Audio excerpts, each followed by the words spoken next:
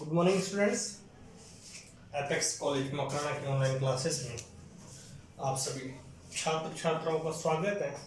आज हम BSc part 4 में बीएससी बीएड पार्ट 4 में हमारा अगला जो वेरी इंपॉर्टेंट टॉपिक है और इस यूनिट का लास्ट टॉपिक है वह है होफस्टाड एक्सपेरिमेंट।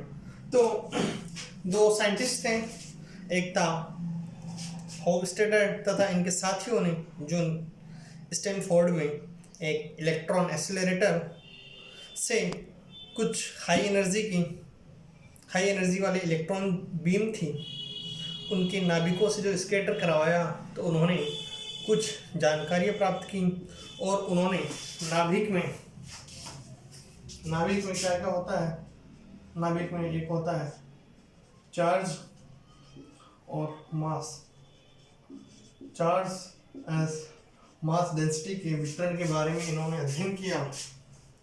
हमें पता है एक इलेक्ट्रॉन कैसा होता है, पॉइंट चार्ज कैसा होता है, पॉइंट चार्ज कैसा होता है।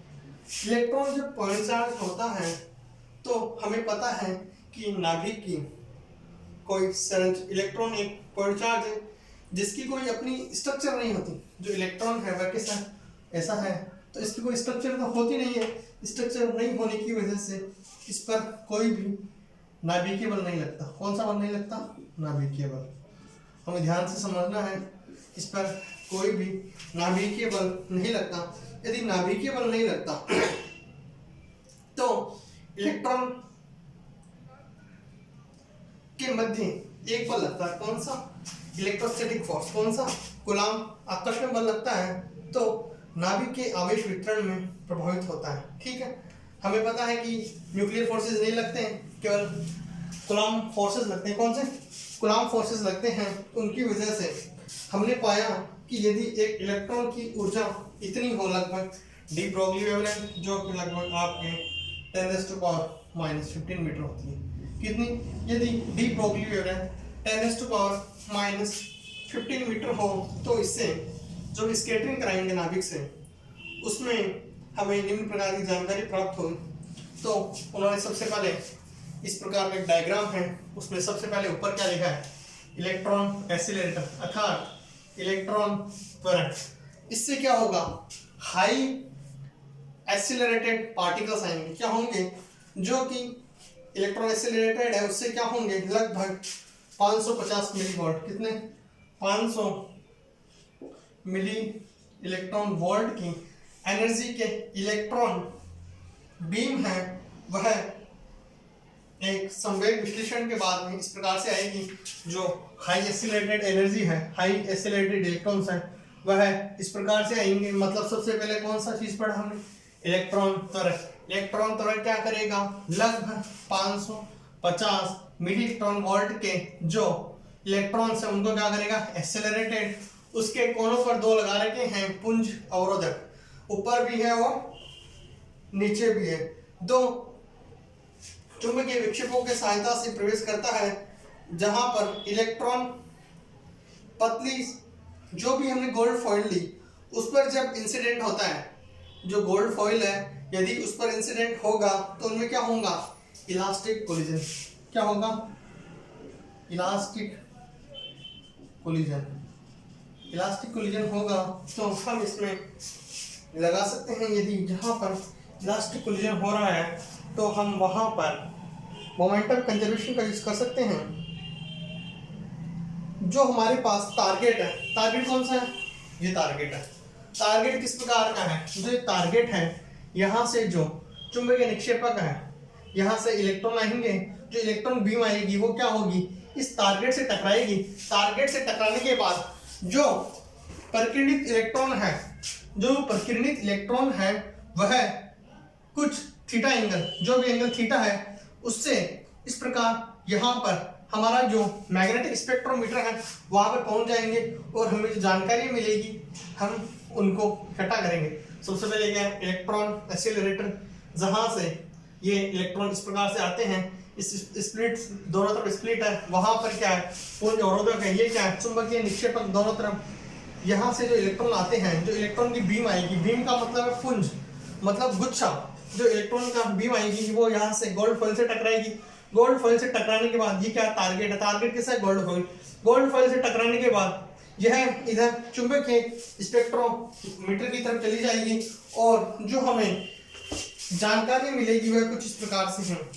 हमें पता है कि हम इस प्रकार लिख सकते हैं कि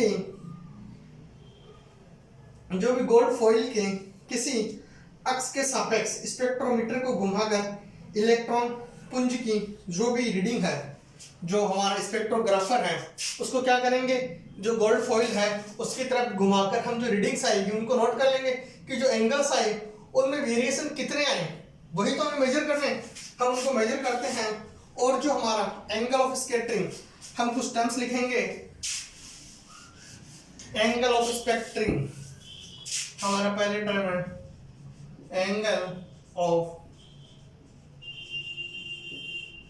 स्कैटरिंग। एंगल ऑफ स्कैटरिंग किससे रिप्रेजेंट करते हैं, थीटा से।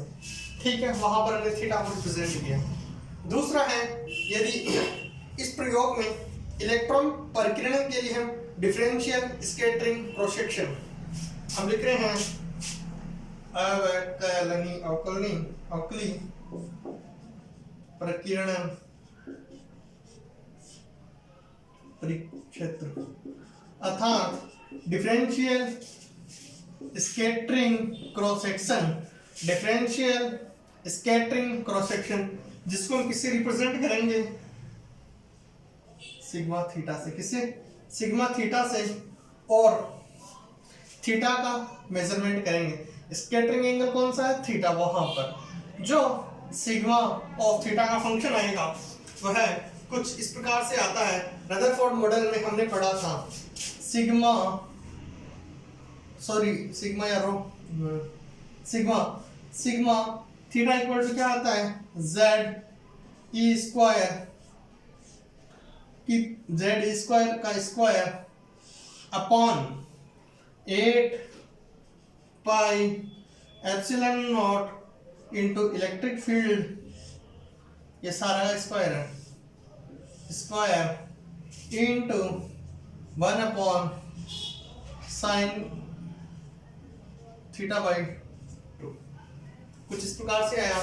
ठीक है, हमें पता है जेडी क्या है, नाभिक पर आवेश। जेडी क्या है, हम इधर लिखते हैं जेडी क्या है, नाभिक पर आवेश। जेडी क्या है, नाभिक पर आवेश है। एप्सिलॉन नॉट क्या है, परमिलिबिलिटी है। साइन थीटा कौन सा एंगल है, स्कैटरिंग एंगल है। हमें पता है कि ये क्या है, इलेक्ट्रॉन की ऊर्जा, कैपिटल ई क्या है, इलेक्ट्रॉन की ऊर्जा, क्या, energy of an electron. Energy of an electron है हमारे पास। ये रदरफोर्ड मॉडल से जो इक्वेशन आई हमने लिखा, हमें पता है यहाँ पर ई का मान लगभग कहाँ से कहाँ तक होगा, 200 से 500 मिली इलेक्ट्रॉन वोल्ट। जो कैपिटल ई का मान कितना होगा, 200 से 500 मिली इलेक्ट्रॉन वोल्ट।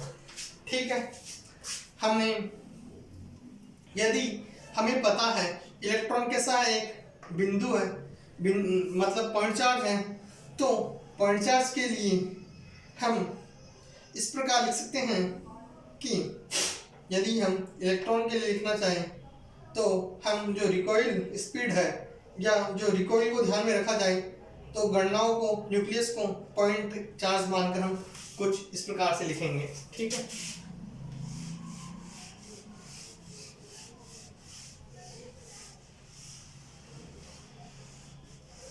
हमारे पास जो रदरफोर्ड इक्वेशंस थी उससे हमने वैल्यूज लिखी और अगेन हम उसको कंटिन्यू करते हैं।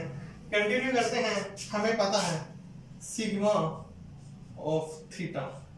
थीटा कैसा है, बिंदु नाभिक। कैसा है, बिंदु नाभिक। यदि हम बिंदु नाभिक मान लें तो वही equation Z E square upon 8 pi epsilon not capital E का स्क्वायर, ठीक है, इनटू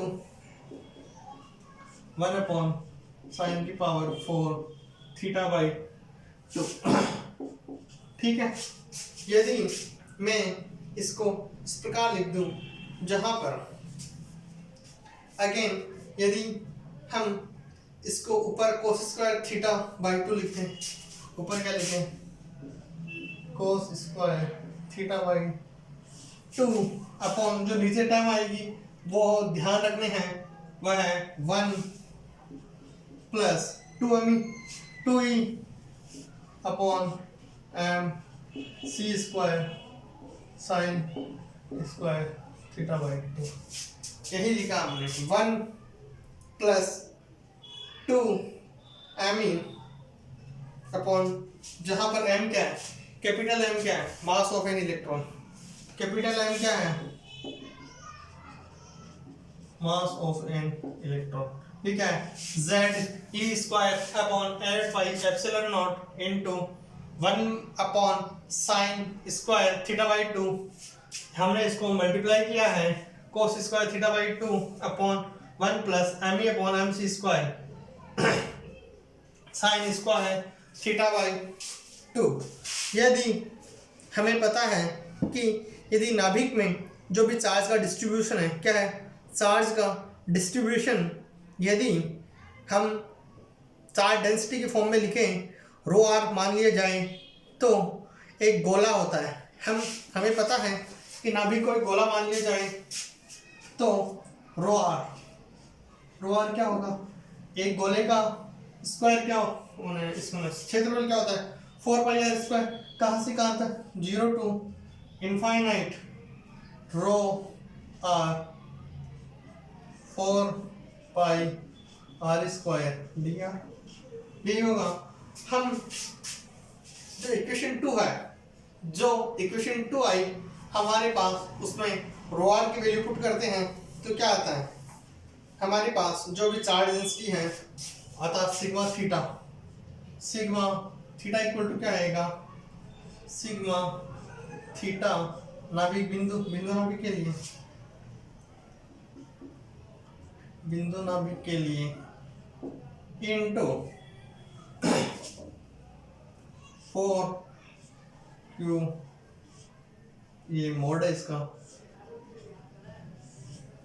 ठीक है, जहां पर थीटा क्या होता है, थीटा स्कैटरिंग एंगल है, जो सिग्मा थीटा है वह क्या है, बिंदु नाभिक के लिए, एंड एफ क्यू हमने लिखा है। यदि हम एफ क्यू क्या होता है, जो हमारे पास वैल्यूज आए, एफ क्यू को हम इस प्रकार लिखते हैं, एफ क्यू एक फंक्शन है किस चीज का, 4 pi upon q z e integration 0 to infinite rho r sine q r into d r d r, ठीक है। जहां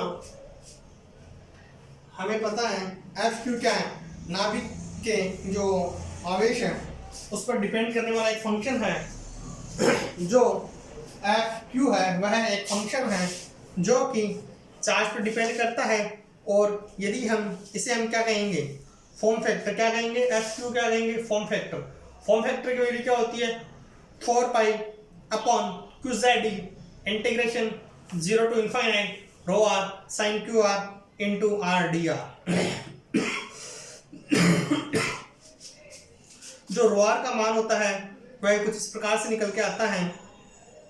तो हमें पता है यदि एच क्रॉस क्यू इलेक्ट्रॉन के प्रकीर्ण के कारण नाभिक को स्थानांतरित वेग का मान होता है, जो भी होपस्टीडर थे और उनके साथी थे, उन्होंने इलेक्ट्रॉन स्कैटरिंग के प्रयोग से प्राप्त परिणामों की तुलना में विभिन्न प्रकार की जो भी आवेश वितरण था, आवेश चार्ज डिस्ट्रीब्यूशन था, उसको रो आर मानकर की, क्या की, रो आर मानकर, जो हमने रो आर लिखा वो क्या है, 0 to infinite rho r 4 pi r square d r, अर्थात उन्होंने गोला माना है, क्या माना है, गोला। जो 153 मिली इलेक्ट्रॉन वोल्ट के इलेक्ट्रॉन पुंज के जब उन्होंने किया तो बिंदुवत नाभिक तथा नाभिक के पृष्ठ तक नियत आवेश घनत्व वाले में किया, जो उनके पास एक ग्राफ आया, जो ग्राफ कुछ इस प्रकार से आया। यहाँ पर रो आर और आर था, ये क्या है, रो आर, और ये किसका ग्राफ है, आर का। जो ग्राफ आएगा वह कुछ इस प्रकार से आएगा, इसको क्रॉस करते हुए यहाँ तक जाएंगे, ठीक है। अर्थात सबसे पहले क्या होगा, जैसे जैसे रो आर हम बढ़ाते हैं तो एक पॉइंट बी तक, जब हम रो आर बढ़ाते हैं तो कुछ एक पॉइंट बी तक यहाँ जाता है, उसके बाद यहाँ पर ये नीचे धीरे धीरे क्या होता है, घटता जाता है। यदि हम रो आर को इस प्रकार लिखना चाहें, एक रो आर को हम यदि एक्सपोनेंशियल फंक्शन में लिखना चाहें तो रो आर को इस प्रकार लिख सकते हैं, जहाँ पर हम small R, capital R and A का वैल्यू प्रयोग करेंगे, जहाँ ये क्या है, स्मॉल आर एंड ये क्या है, बी, और ये ए है। तो हम जो रो आर से इनके लिए कुछ डेफिनेशंस हैं और जो इसके कोएफिशिएंट के प्रयोग पर ना भी के जो आर में डिपेंडेंसी है वह हम अगली क्लास में करेंगे। और अगला टॉपिक एक बचेगा केवल एक जो स्कैटरिंग एंगल है थीटा वाला, उसके बाद आपका ये चैप्टर खत्म है और हम श्रोडिंगर इक्वेशन में पढ़ेंगे नेक्स्ट, ठीक है। इसका जो ग्राफ है, ग्राफिकल रिप्रेजेंटेशन, हम अगली क्लास में पढ़ेंगे। मैं आप सभी छात्र छात्राओं का अगेन एपेक्स कॉलेज मकराना परिवार की तरफ से बहुत बहुत आभार ज्ञापित करता हूँ। Again thank you so much.